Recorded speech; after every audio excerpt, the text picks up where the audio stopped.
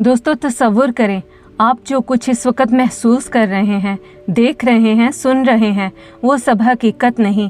आपके इर्द गिर्द हर चीज़, आपका घर, आपके अजीज़ और यहाँ तक कि आपका अपना जिस्म भी सब धोखा है, एक ख्वाब है।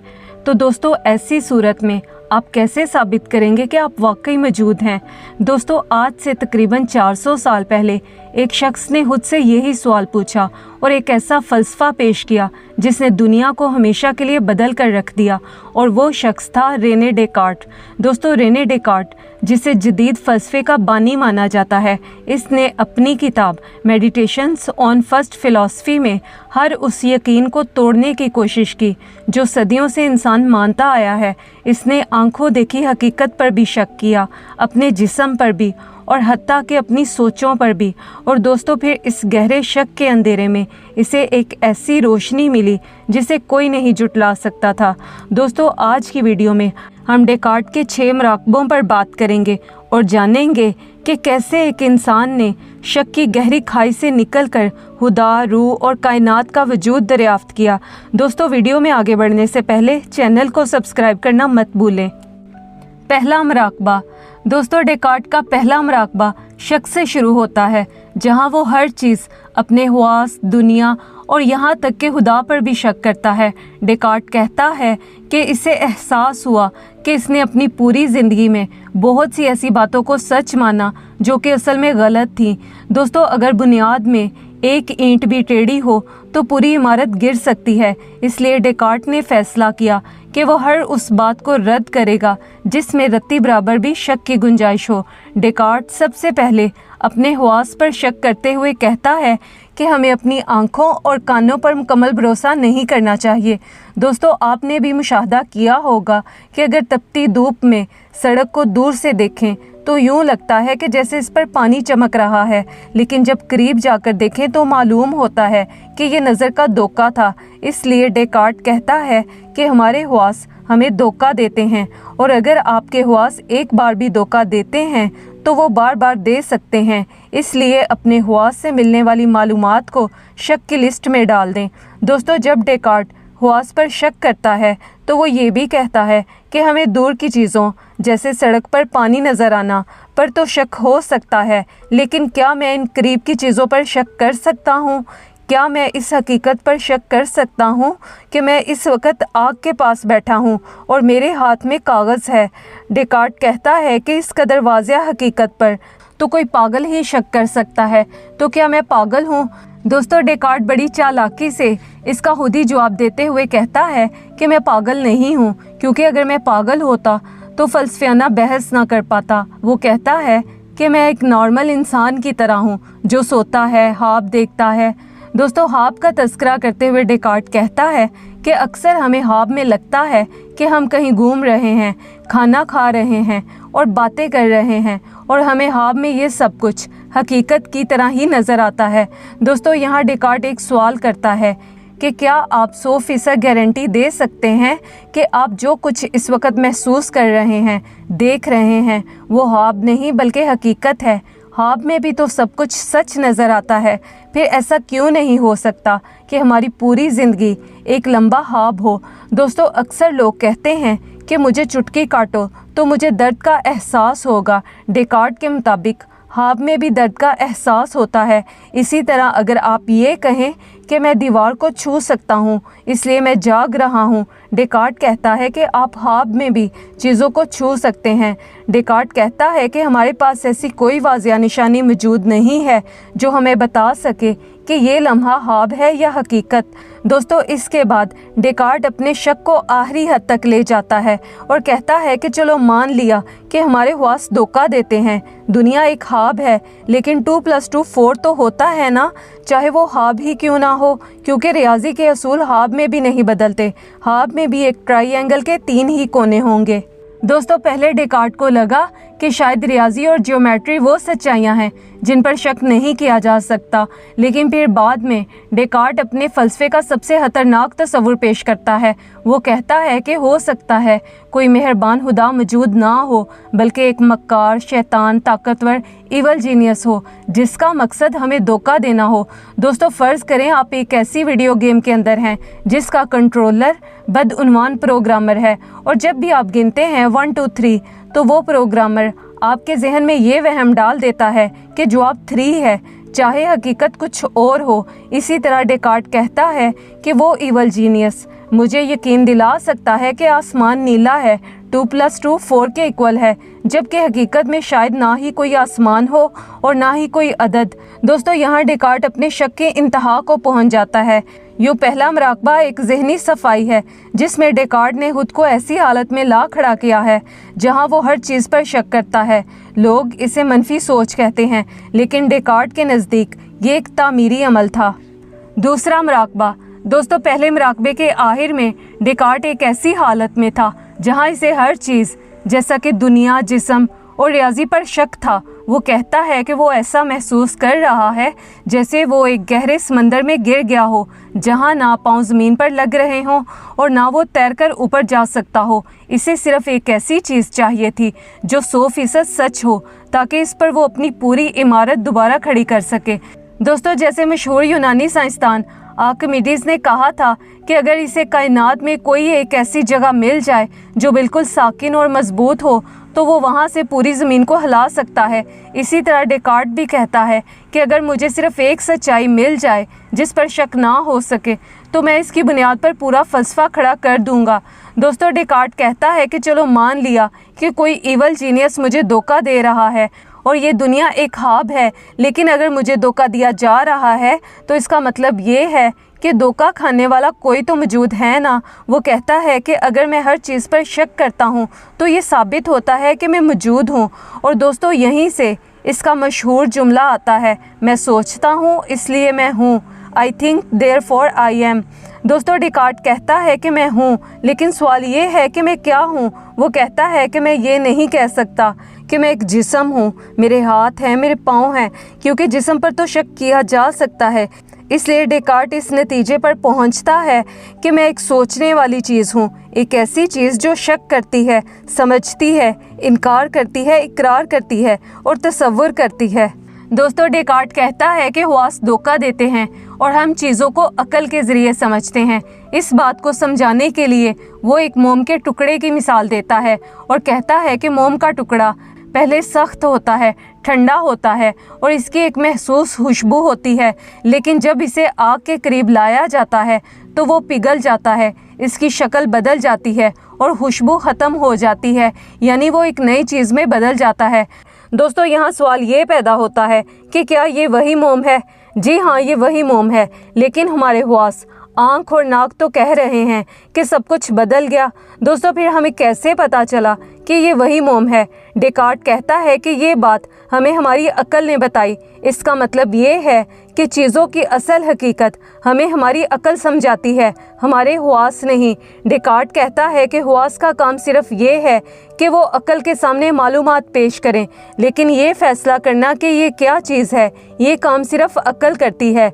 दोस्तों, इसी तरह अगर आप खिड़की से बाहर देखें और नीचे सड़क पर लोगों को टोपियां और कोट पहना देखें तो आपके हवास ने सिर्फ टोपियां और कोट देखे, लेकिन आपकी अकल ये फैसला करती है कि इन कपड़ों के नीचे इंसान मौजूद हैं, ना कि कोई रोबोट। दोस्तों, डेकार्ट कहता है कि अपने जहन को पहचानना दुनिया की किसी भी चीज़ को पहचानने से ज़्यादा आसान है। मिसाल के तौर पर अगर आप किसी चीज़ को देख रहे हों, जैसा कि कुर्सी वगैरह, तो हो सकता है कि वो कुर्सी वहाँ हकीकत में मौजूद ना हो, बल्कि एक वहम हो, लेकिन इस बात पर शक नहीं किया जा सकता कि आप इसे देख रहे हैं। यानी हर वो चीज़ जो आपको दुनिया के बारे में पता चलती है, वो सबसे पहले आपको आपके जहन के होने का सबूत देती है। तीसरा मराकबा। दोस्तों थर्ड मेडिटेशन बहुत अहम है क्योंकि यहाँ डेकार्ट अपने जहन की चार दीवारी से निकलकर बैरूनी दुनिया और खुदा के वजूद को साबित करने की कोशिश करता है। दोस्तों अगरचे डेकार्ट को अपने वजूद का यकीन हो गया, लेकिन इसे अब भी डर था कि वो ईवल जीनियस इसे रियाजी या मंतक में धोखा ना दे रहा हो, और इस डर को ख़त्म करने के लिए इसे एक ऐसी ताकतवर और मेहरबान हस्ती यानी खुदा को साबित करना था। दोस्तों डेकार्ट कहता है कि इसे अपनी पहली सच्चाई यानी मैं सोचता हूँ इसलिए मैं हूँ इसलिए मिली, क्योंकि वो बिल्कुल वाज़िया और नुमायाँ थी, और वो इसी सच्चाई को मेयार बना लेता है और अपने जहन के ख्यालात को 3 हिस्सों में तकसीम करता है।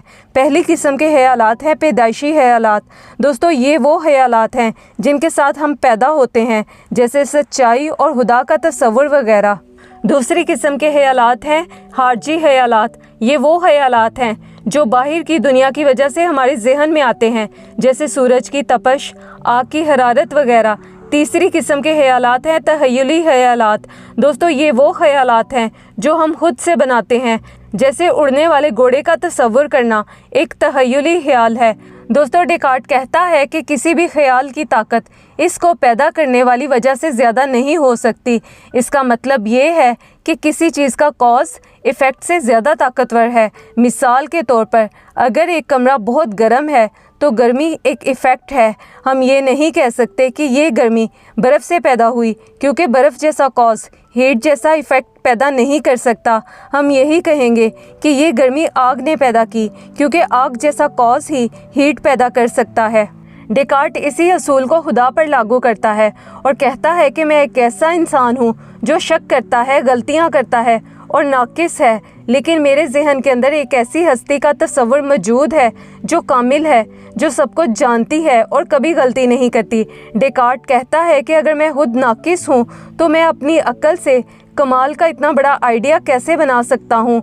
एक छोटी और नाकिस चीज़ जैसे इंसान अपने से बड़ी और कामिल चीज़ जैसे खुदा का तस्वुर को जन्म नहीं दे सकती।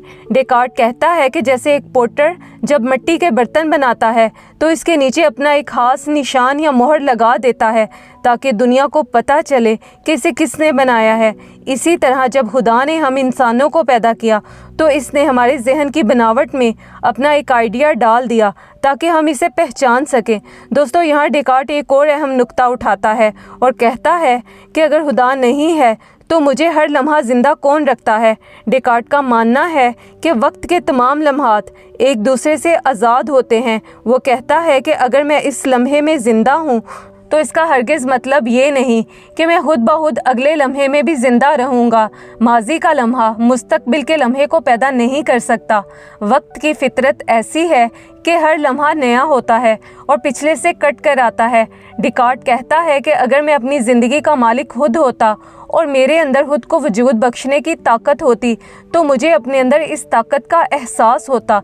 वो कहता है कि मैंने अपने अंदर बहुत गौर से देखा, लेकिन मुझे ऐसी कोई ताकत नज़र नहीं आई जो मुझे एक पल से दूसरे पल तक खींच कर ले जा सके। दोस्तों जिस तरह एक बल्ब को रोशन रखने के लिए इसे हर सेकंड बिजली की लहर चाहिए होती है और जिस लम्हे बिजली कट जाए बल्ब इसी लम्हे बुझ जाता है। डेकार्ट कहता है कि इसी तरह अगर खुदा एक सेकंड के लिए भी कायनात से अपनी तवज्जो हटा ले तो सब कुछ ख़त्म हो जाए। खुदा हमें सिर्फ पैदा करके छोड़ नहीं देता बल्कि वो हमें हर पल दोबारा तहलीक कर रहा है। डेकार्ट ये भी कहता है कि खुदा सिर्फ एक ही हो सकता है क्योंकि कमाल का मतलब है तमाम सिफ़ात का मजमुआ, और अगर बहुत से खुदा होते तो सिफ़ात तकसीम हो जाती और कोई भी कामिल ना रहता। इसलिए खुदा सिर्फ एक ही हो सकता है और इसका कमाल इसकी वहदत की दलील है। दोस्तों डेकार्ट कहता है कि चूँकि खुदा मुझे और कायनात को हर लम्हा वजूद बख्श रहा है और खुदा एक कामिल हस्ती है तो इसका मतलब ये है कि खुदा धोखेबाज नहीं है बल्कि वो ईमानदार है। धोखा देना एक ऐब है जबकि खुदा में कोई ऐब नहीं, वो कामिल है। दोस्तों अगर एक पायलट जहाज़ को हर सेकंड कंट्रोल कर रहा हो और इसे गिरने ना दे तो इसका मतलब ये है कि पायलट धोखेबाज नहीं बल्कि ईमानदार है। इसी तरह डेकार्ट के मुताबिक खुदा हर लम्हा हमें वजूद बख्शता है और कायनात का निज़ाम संभाले हुए है। इस बात का मतलब ये है कि खुदा की हस्ती धोखेबाज नहीं, बल्कि खुदा मेहरबान है और वो हमारी अकल को गलत रास्ते पर चलने नहीं देगा। इसलिए हम इस बात पर हतमी यकीन कर सकते हैं कि हमारी अकल जो साइंसी और रियाजियाती सच्चाइयाँ जैसे ज़मीन का गोल होना और 2+2 का 4 होना देख रही है, वो बिल्कुल दुरुस्त है। यानी खुदा की सच्चाई ही हमारी अकल की सच्चाई की गारंटी बन जाती है। चौथा मुराकबा। दोस्तों, डेकार्ट का फोर्थ मेडिटेशन एक सवाल से शुरू होता है। अगर खुदा कामिल है और धोखेबाज नहीं है तो फिर हमसे गलती क्यों होती है? क्या खुदा ने हमें नाकिस बनाया है? डेकार्ट कहता है कि गलती कोई ऐसी चीज़ नहीं जिसे खुदा ने हमारे अंदर डाला है, बल्कि ये एक कमी का नाम है। दोस्तों, जैसे अंधेरा कोई चीज़ नहीं, बल्कि ये सिर्फ रोशनी की कमी या गैर मौजूदगी का नाम है, इसी तरह गलती भी इल्म की कमी का नाम है। डेकार्ट कहता है कि हमारे जहन में दो ताकतें हैं जिनका तवाज़ुन बिगड़ने से गलती जन्म लेती है। पहली ताकत है अकल। दोस्तों, अकल वो चीज़ है जिसे हम चीज़ों को समझते हैं और हम कायनात की हर चीज़ को नहीं समझ सकते क्योंकि हमारी अकल महदूद है। इसी तरह दूसरी ताकत है इरादा या विल। दोस्तों, इरादा वो चीज़ है जिससे हम किसी बात का इकरार या इनकार करते हैं। डेकार्ट कहता है कि हमारा इरादा लामतनाही है क्योंकि हम कुछ भी सोच सकते हैं और किसी भी चीज़ का इरादा कर सकते हैं, और डेकार्ट के मुताबिक हमारा इरादा इतना ही वसी और आज़ाद है जितना खुदा का। वो कहता है कि इरादा वो वाहिद चीज़ है जो इंसान को खुदा की तस्वीर बनाता है, क्योंकि ये इन चीज़ों के बारे में भी फ़ैसला दे देता है जिन्हें अक्ल ने अभी पूरी तरह नहीं समझा होता। दोस्तों, अगर आप समंदर के किनारे खड़े हैं तो अक्ल आपकी नज़र है जो सिर्फ़ एक महदूद मकाम तक देख सकती है, जबकि इरादा आपका वो ख्याल है जो समंदर के उस पार उन जगहों तक भी पहुंच सकता है जो नज़र नहीं आ रही होती। दोस्तों, अभी हमने जाना कि हमारे जहन में दो ताकतें हैं, एक अकल और दूसरा इरादा। अब सवाल ये है कि हमसे गलती क्यों होती है?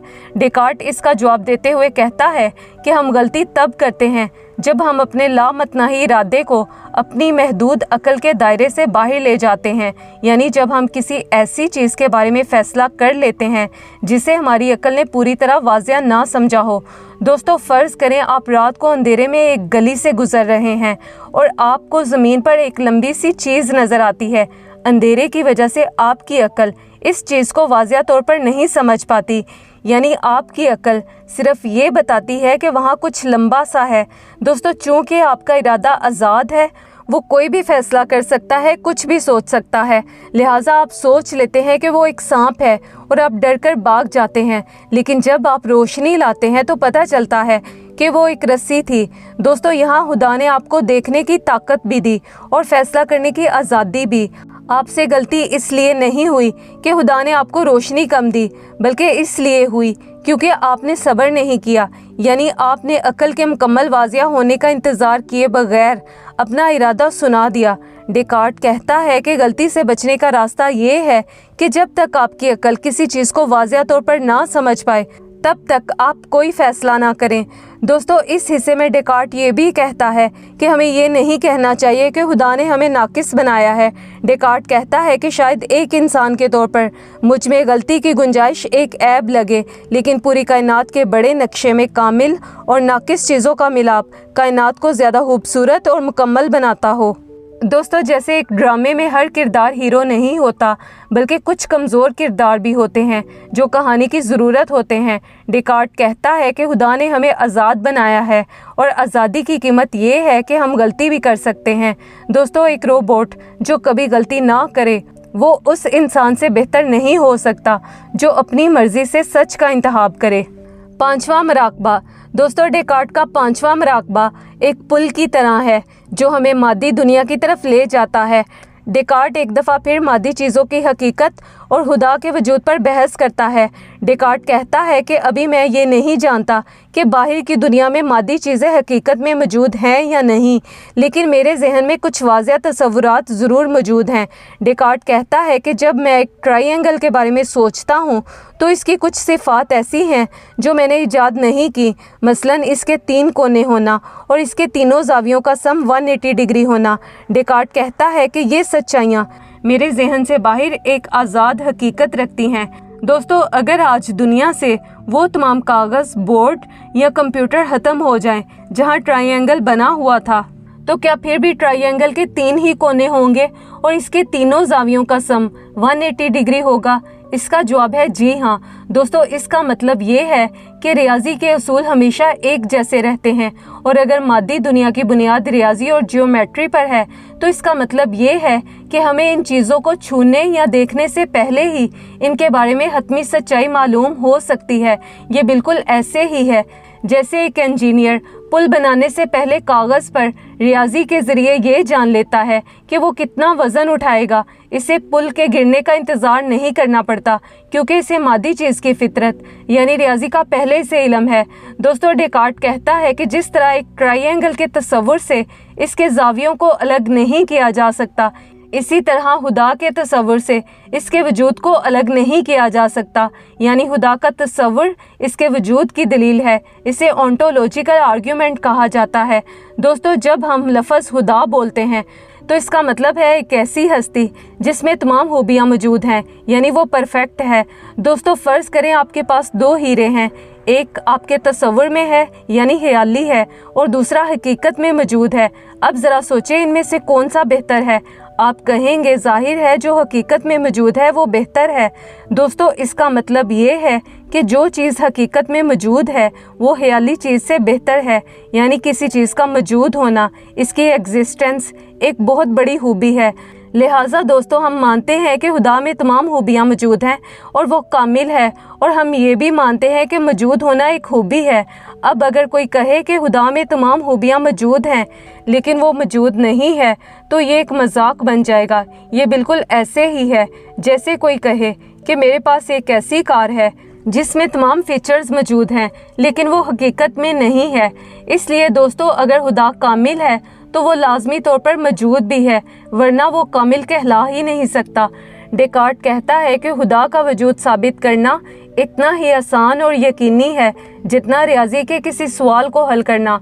लोग खुदा के वजूद पर इसलिए शक करते हैं क्योंकि वो अपने ख्वास में उलझे रहते हैं, लेकिन डेकार्ट के मुताबिक अगर हम अपनी हालिस अक्ल को इस्तेमाल करें तो हमें खुदा का वजूद वैसे ही नज़र आएगा जैसे 2+2 4 के इक्वल नज़र आता है। छठा मराकबा।